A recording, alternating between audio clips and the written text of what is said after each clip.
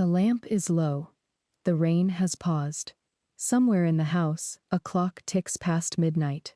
Welcome to the late reader. Pull the blanket up. Let the dark settle in. Tonight, we read old horror by a single light until sleep finally arrives. The house on Benefit Street was the kind of place that made you cross the street without deciding to. Even in daylight, it sat wrong. The yard was a steep, terraced climb of pale grass and warped weeds that never seemed to green up, walled in by damp stone and a narrow flight of steps that disappeared between two mossy banks. The trees were old and twisted, bare most of the year, and I never saw a bird stay in them long. The house itself leaned into the hillside, half buried on one side, with a brick basement wall flush against the sidewalk and one small grimy window close enough to the passing traffic that you could look in if you wanted to. When I was a kid, my friends and I called it the sick house. We'd dare each other to run up the steps and touch the front door, which had a broken fanlight and pilasters rotting down to gray splinters. Inside, when the door wasn't locked, the air tasted like wet plaster and something sweet and corrupt, the way fruit goes in the back of a refrigerator. Wallpaper hung in strips. Stairs sagged. The attic was a long, raftered tunnel full of broken furniture and dust so old it had started to look like fabric. But the attic wasn't the worst part. The cellar was. It was above ground on the street side, just a thin brick wall and a door separating it from the sidewalk. That always got to me.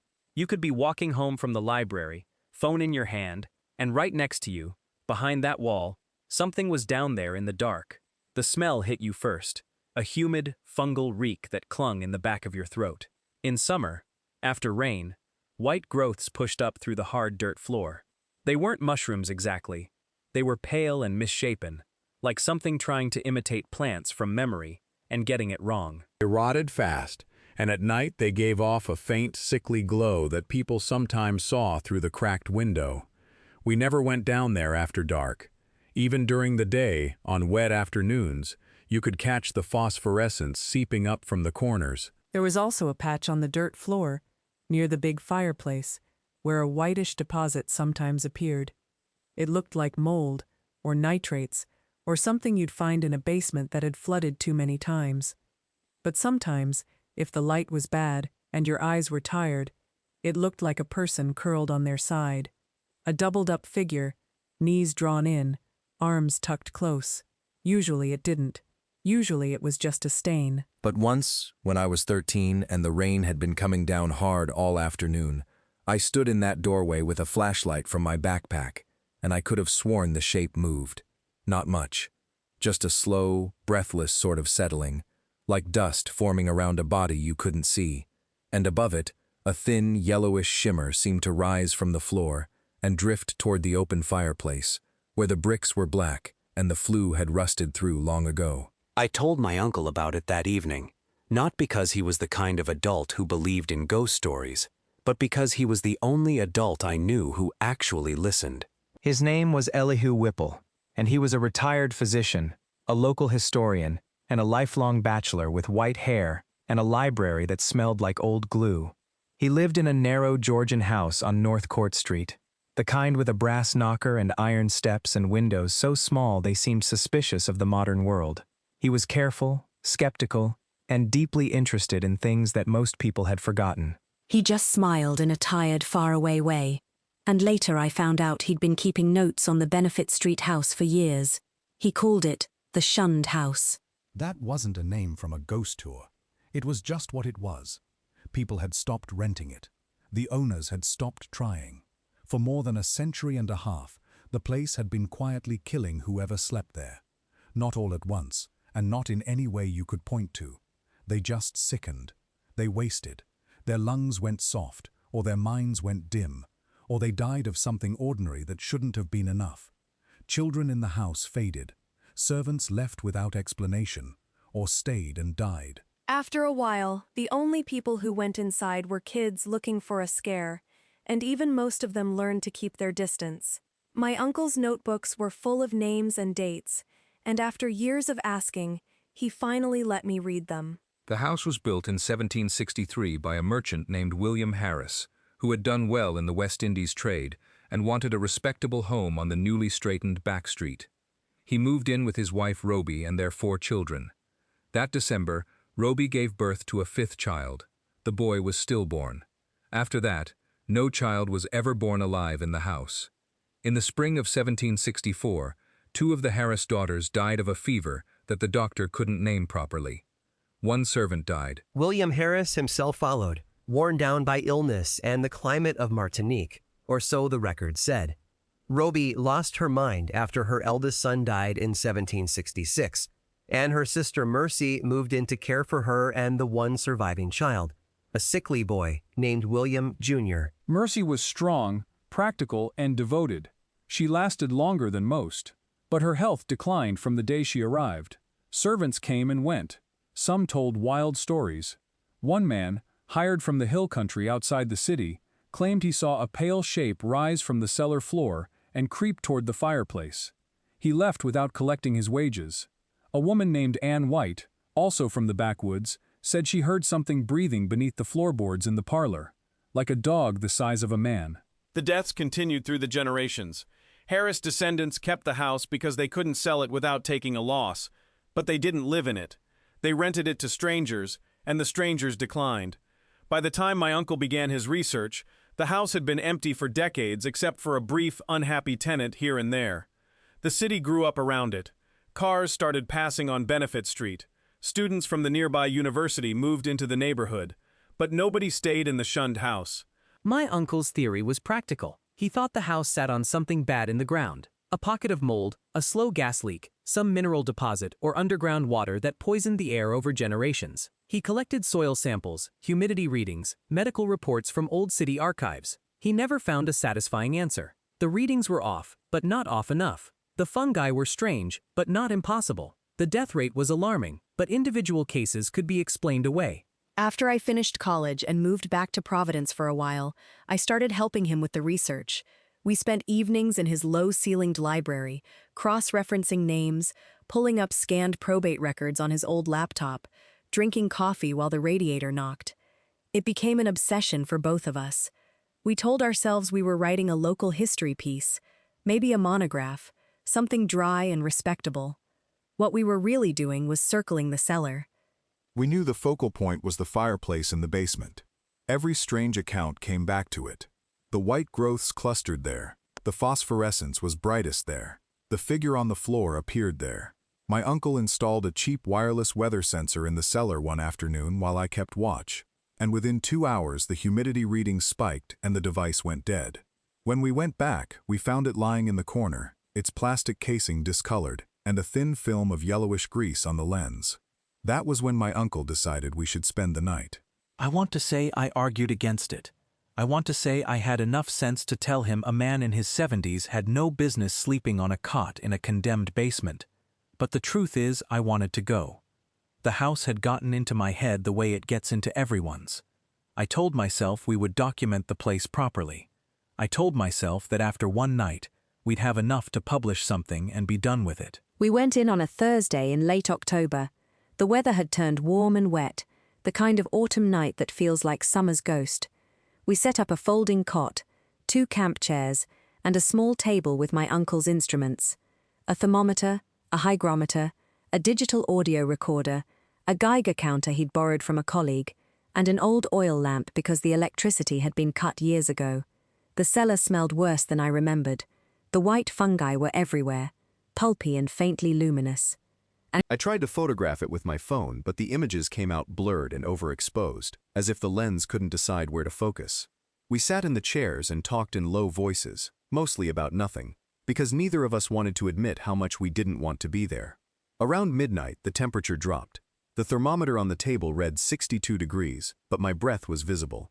The audio recorder's needle, or whatever it used for a display, started twitching without making a sound. My uncle leaned forward in his chair, watching the fireplace, and I watched the floor. The white patch was getting clearer. It didn't move so much as resolve, the way an image comes up in developing fluid. Limbs, a torso, a head tucked down toward the chest.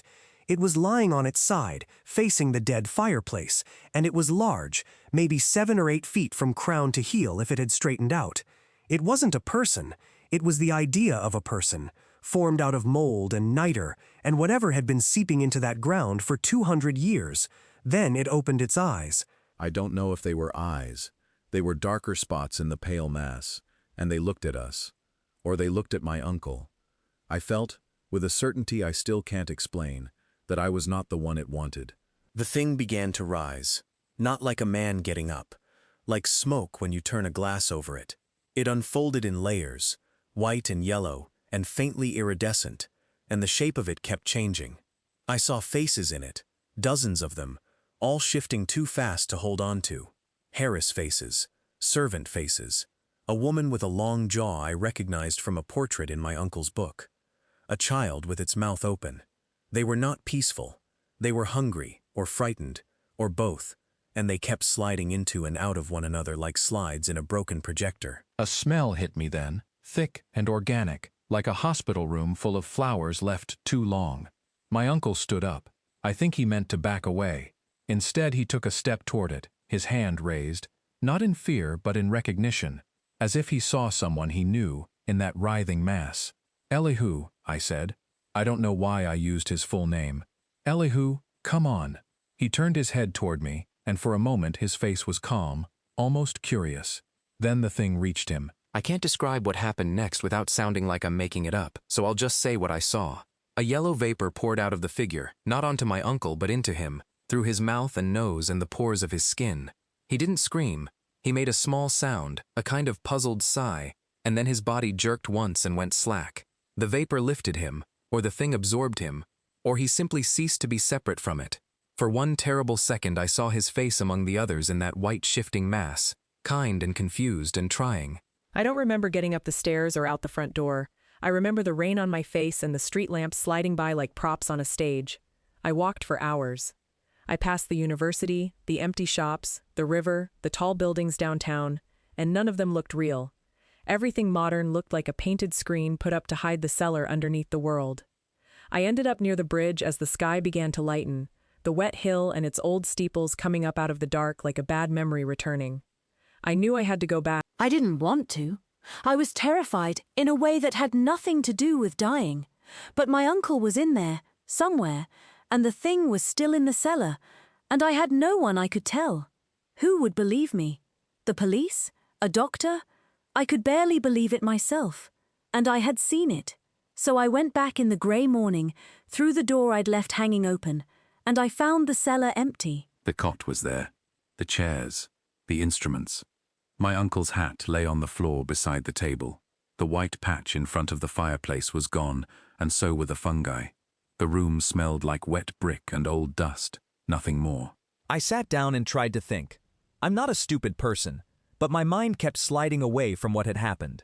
It kept trying to make the night into a dream, a hallucination, a gas leak, anything. But I knew what I had seen. I knew the thing wasn't solid, wasn't animal, wasn't anything that belonged in a textbook. It was an emanation, a vapor, something that had been feeding on the house and its inhabitants for longer than the city had existed. I went home, showered, ate toast I couldn't taste, and made 3 phone calls. I ordered a pickaxe, a spade, a military surplus gas mask, and 6 carboys of sulfuric acid, all to be delivered to the cellar door on Benefit Street. I didn't explain why. The supplier didn't ask. Then I lay on my bed with the lights on and waited for morning. The tools arrived at 10. The acid came at 11. I put on old clothes, the gas mask, and a pair of rubber gloves, and I started digging in front of the fireplace. The earth was black and stinking, shot through with white roots or threads that weren't roots. My spade cut through them with a wet sound, and a thick yellow fluid oozed up to fill the gouges. The smell, even through the mask, was like burning sugar and spoiled meat. I dug for an hour, then 2, the hole growing wider and deeper, until I was standing in it up to my chest. At about 4 feet down, the texture changed. The dirt gave way to something smooth and yielding, like the skin of a rotten fruit, but cold. I scraped more away and saw color. A pale, bluish-white, faintly translucent surface that caught the light from my work lamp and threw it back wrong. It had form. It was cylindrical, huge, folded back on itself like a pipe bent double, and the part I had uncovered was easily 2 feet across. There was a rift in the surface where one fold overlapped another, and inside that rift, I could see something darker moving, or pulsing, or dreaming. I didn't hesitate. I don't know where the courage came from, or if it was courage at all, and not just the last useful motion of a mind that had seen too much. I climbed out of the hole, dragged the first carboy to the edge, uncapped it, and poured the acid down onto that titanic folded elbow. The reaction was instant. A column of greenish-yellow vapor erupted from the pit, so thick it seemed solid, so hot it warped the air above it. I staggered back, my eyes streaming inside the mask, and grabbed the second carboy. The vapor had a sound to it, a high, tearing whine that went up through frequencies I could feel in my teeth. I emptied the second carboy, then the third. The hole was a cauldron. The walls of the cellar seemed to flex. Somewhere in the roiling cloud I saw faces again, but they were dissolving, losing their shape, screaming without mouths. By the fourth carboy, my hands were shaking so badly I could barely lift it. The fumes got through the mask. My vision narrowed to a tunnel, and the last thing I remember before hitting the floor is the sound of something very large and very old letting go. When I woke up, the cellar was quiet. The sun had moved across the small window and lay in a pale rectangle on the floor. The hole was still there, but it wasn't steaming. The white growths had withered to gray powder that stirred in the draft from the door. The smell was gone, or almost gone, replaced by something sharp and chemical that felt clean by comparison. I shoveled the dirt back in. It took until evening. My arms shook. My mouth tasted of metal. When the last spadeful was patted down, I sat on the edge of the cot and looked at my uncle's hat for a long time. Then I picked it up and took it with me. I never published the monograph. I never told the family the whole story. I said he had suffered a heart attack in an old house he was researching, and that I had found him too late. That was true enough in its way. The next spring, the pale grass in the terraced yard turned green for the first time anyone could remember. Strange weeds stopped coming up. The trees budded late, but they budded, and by summer they were bearing small, sweet apples. A young couple rented the house a few months later. I saw them once, carrying boxes up the front steps, laughing about the low ceilings. I didn't warn them. There was nothing left to warn them about. Still, I walk past the house sometimes on my way to the library. The yard looks ordinary now. There are birds in the trees. Last spring, I saw a nest built into the crook of one of the gnarled branches, and 3 small heads bobbing up to meet the morning. I stood there for a minute, watching them, and then I kept walking. The story closes here, but the quiet does not. Another night waits on the shelf, its pages already yellowing. When the light is low again, we will return. For now, let the window hold the dark. Let the mirror hold only you. Sleep well, late reader.